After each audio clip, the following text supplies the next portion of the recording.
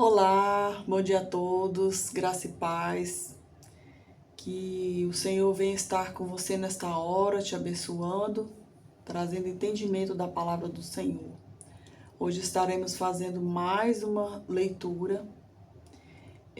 Hoje estaremos lendo Êxodo 7 a 8, Mateus 16 e Salmo 19. Amém? Para quem não me conhece, eu me chamo Débora e hoje estaremos fazendo a leitura. Antes, vamos pedir a Deus para que nos dê força, nos dá capacidade e entendimento para entender aquilo que Ele quer falar para nós. Amém? Pai amado, Pai querido, eu quero te louvar, te agradecer, te honrar, meu Deus, por mais um dia de estarmos aqui, Senhor.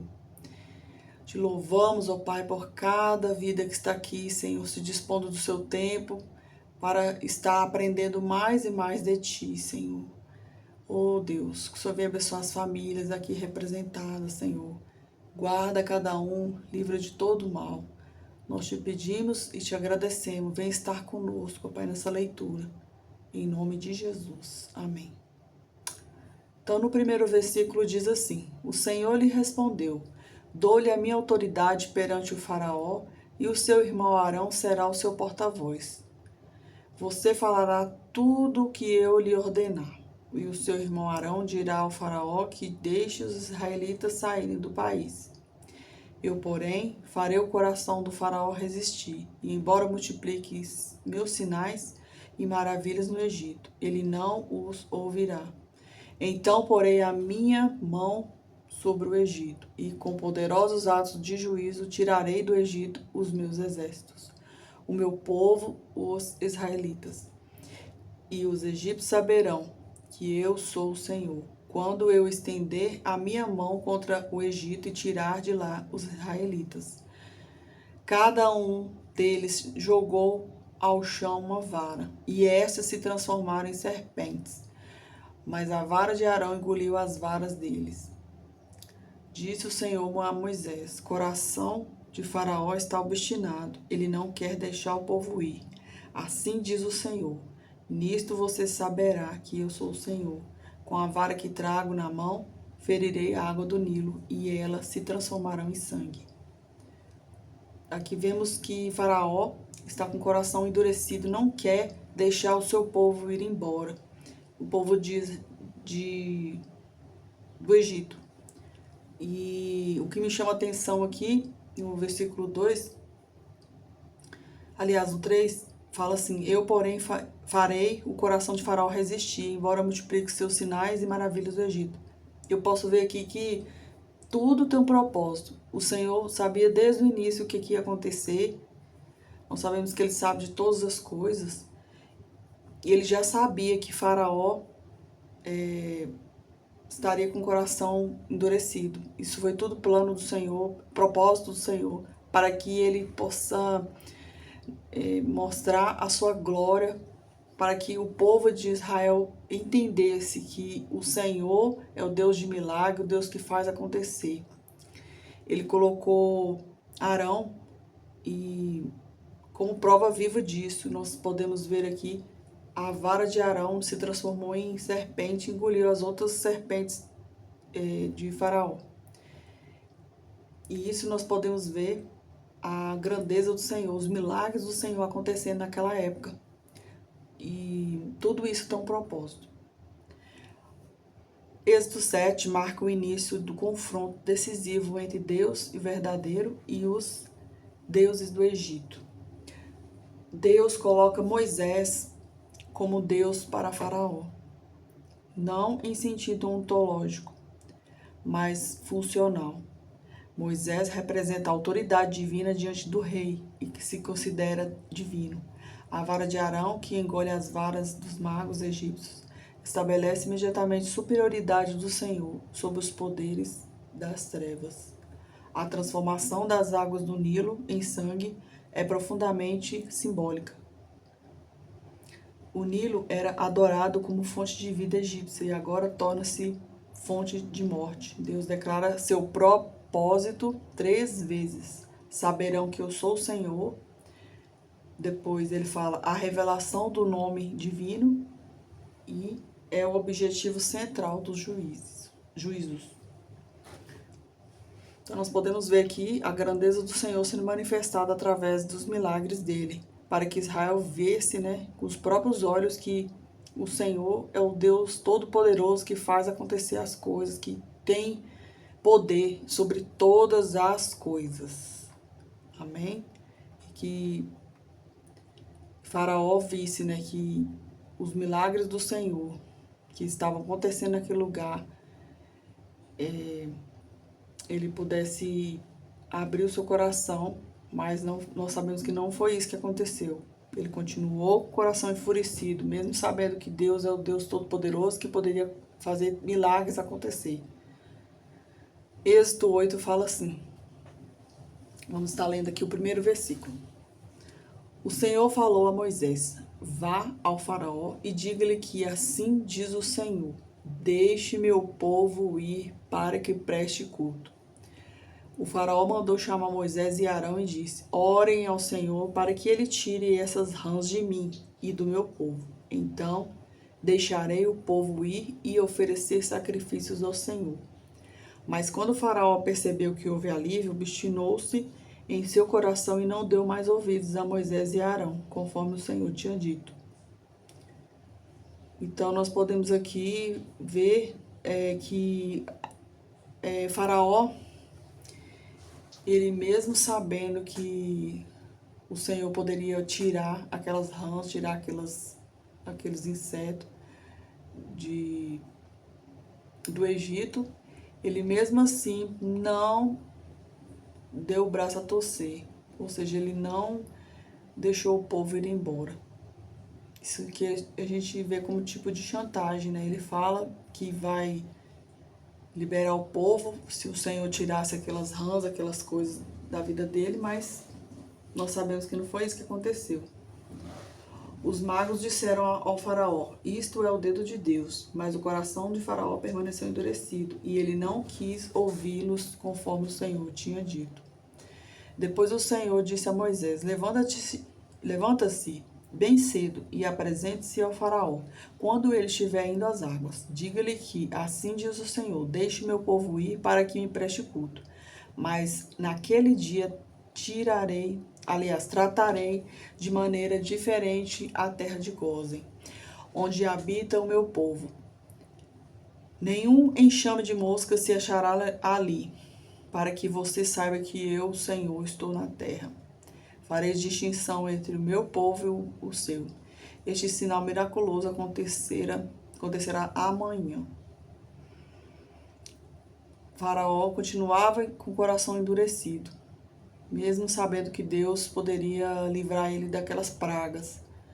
Mesmo que Deus tirasse aquelas pragas da vida dele, ele não ia voltar atrás na palavra dele. Então, Êxodo 8 continua a narrativa das pragas, com 3 novos juízos: rãs, piolhos e moscas. Esse capítulo revela um padrão espiritual perigoso. Faraó promete obedecer quando pressionado, mas quando viu que havia alívio, endureceu o coração. Sua obediência condicional revela que ele ainda tenta controlar a situação. Não quer libertação total, mas concessões parciais. A obediência condicional como rebelião disfarçada. Faraó oferece concessões, mas impõe condições. Essa atitude revela o coração que quer negociar com Deus em vez de se render incondicionalmente. Advertência pastoral contra a fé que busca bênção sem senhorio. Então, nós podemos tirar uma lição daqui, que nós devemos buscar o Senhor incondicionalmente, sem pedir nada em troca. Porque na palavra do Senhor fala que buscai primeiro o reino dos céus e a sua justiça, e as demais coisas serão acrescentadas. Possamos buscar o Senhor todos os dias da nossa vida. Amém? Vamos estar lendo aqui Mateus 16. Versículo 2 fala assim. Ele respondeu: quando a tarde vem, vocês dizem: vai fazer bom tempo, porque o céu está vermelho. E de manhã, hoje haverá tempestade, porque o céu está vermelho e nublado. Você sabe interpretar o aspecto do céu, mas não sabe interpretar os sinais do tempo.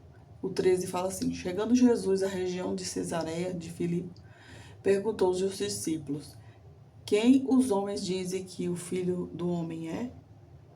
Eles responderam: alguns dizem que é João Batista, outros dizem que é Elias e outros dizem que é Jeremias, ou dos profetas. E vocês? Perguntou ele. Quem vocês dizem que eu sou? Simão Pedro respondeu: tu és o Cristo, o Filho de Deus vivo. Respondeu Jesus: feliz é você, Simão, filho de Jonas, porque isto não lhe foi revelado por carne e sangue, mas por meu Pai que está nos céus. E eu lhes digo que você é Pedro, e sobre essa pedra edificarei a minha igreja, e as portas do Hades não poderão vencê-la. Então Jesus disse aos seus discípulos: se alguém quiser acompanhar-me, negue-se a si mesmo, tome a sua cruz e siga-me. Pois quem quiser salvar a sua vida perderá, mas quem perder a vida por minha causa encontrará.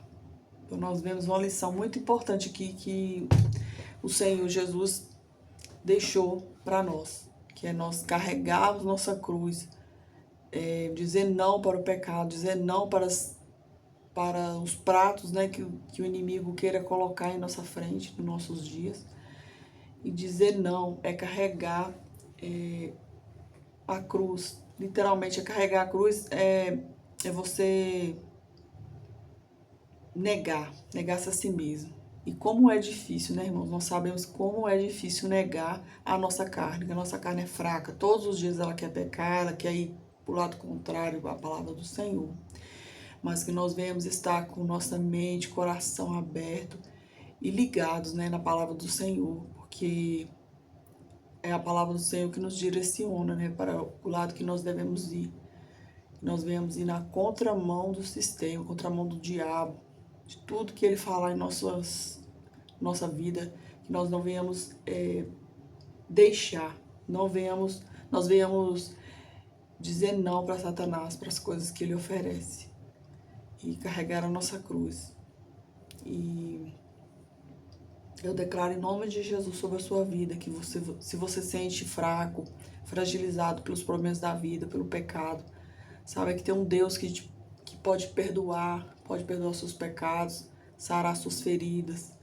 E Ele quer transformar a sua vida de uma maneira especial, de maneira sobrenatural, para que assim a palavra do Senhor venha ser concretizada na sua vida, amém?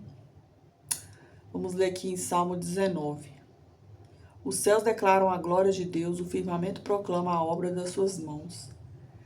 A lei do Senhor é perfeita e revigora a alma. Os testemunhos do Senhor são dignos de confiança e tornam sábios e inexplicáveis. Os preceitos do Senhor são justos e dão alegria ao coração. Os mandamentos do Senhor são límpidos e trazem luz aos olhos. O temor do Senhor é puro e dura para sempre. As ordenanças do Senhor são verdadeiras, são todas elas justas. São mais desejáveis do que o ouro, do que muito ouro puro. São mais doces do que o mel, do que as gotas de favo. Que as palavras da minha boca e meditação do meu coração sejam agradáveis a ti, Senhor, a minha rocha, o meu resgatador. Então, o salmista Davi aqui, ele opta, né, ele escolhe a parte boa que é do Senhor Jesus. Ele até mesmo ele compara, né, com o ouro e o doce mel e as gotas de favo. A presença do Senhor, né, os preceitos do Senhor é melhor do que ouro. O ouro nós sabemos que ele é valioso, mas a palavra do Senhor, as coisas que pertencem ao Senhor Jesus é muito mais valioso, que essas coisas daqui da terra é tudo terrenas, passageiras, né? Nós devemos buscar primeiro o reino dos céus, que a nossa vida vai ser pautada sempre na palavra do Senhor. Tudo que vamos fazer direcionados pela palavra do Senhor. As palavras da minha boca, né? Todas as palavras da minha boca sejam agradáveis ao Senhor. Que tudo que eu falar, tudo que você falar, venha ser direcionado pelo Senhor. Que nós venhamos vigiar nossos lábios para não pecar contra o Senhor. Que o Senhor venha te dar sabedoria, te dar graça, te dar o entendimento necessário para que você venha viver nesse mundo tenebroso. Esse mundo jaz no maligno, né? Mas o Senhor é conosco e nos cuida, cura nossas feridas, cura nossa alma. Ele é o nosso resgatador, a nossa rocha eterna. Salmo 19 é uma obra-prima poética que apresenta 3 formas de revelação divina: a revelação geral na criação, a revelação especial na lei e a revelação pessoal na oração.